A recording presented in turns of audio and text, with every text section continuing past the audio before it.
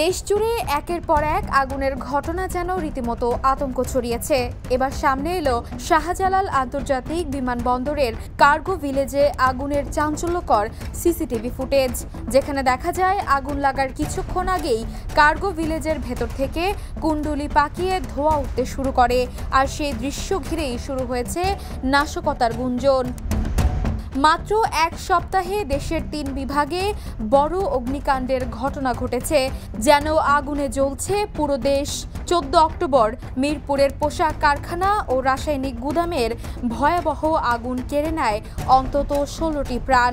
দুদিন পর ১৬ অক্টোবর চট্টগ্রাম রপ্তানি প্রক্রিয়াকরণ অঞ্চলের চিকিৎসা সরঞ্জাম উৎপাদনকারী কারখানায় ভয়াবহ আগুনে পুড়ে ছাই হয়ে যায় কোটি টাকার সরঞ্জাম।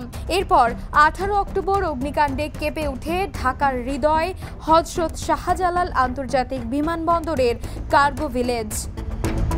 সেদিন বিমানবন্দরের উড়ান কার্যক্রম সাময়িকভাবে স্থগিত হয়, কয়েকটি আন্তর্জাতিক ও অভ্যন্তরীণ ফ্লাইটও বাতিল করা হয়।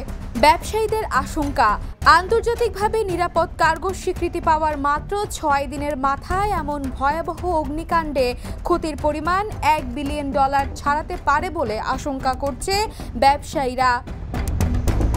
একই দিনে আগুন লাগে ঢাকার ধামরাইয়ে ইনসেপ্টা ফার্মাসিউটিক্যালস কারখানায় এবং কক্সবাজার ইন্টারন্যাশনাল ইউনিভার্সিটিতেও। এক সপ্তাহের মধ্যে একের পর এক আগুন, রাজধানী থেকে সমুদ্র পার, শিল্পাঞ্চল থেকে শিক্ষা প্রতিষ্ঠান, সর্বত্রই আগুনের দাপট। দেশজুড়ে এখন একটাই প্রশ্ন ঘুরপাক খাচ্ছে, এইসব আগুন কি নিছক দুর্ঘটনা নাকি এর পেছনে আছে কোনো গোপন পরিকল্পনা? সামাজিক যোগাযোগ মাধ্যমে কেউ বলছেন এ যেন পরিকল্পিত আগুন, আবার কেউ লিখেছেন বিমানবন্দরের মতো কড়া নিরাপত্তার জায়গায় এত বড় দুর্ঘটনা বিশ্বাস করা মুশকিল। কেউ বলছেন একই সপ্তাহে ৩ বিভাগে বড় অগ্নিকাণ্ড, নিছক কাকতালীয় নাকি কারণ নিখুঁত পরিকল্পনা।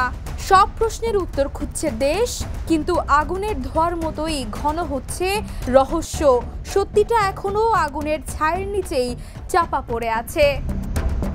মেহেরুন্নেসা তন্নি, দ্য নিউজ।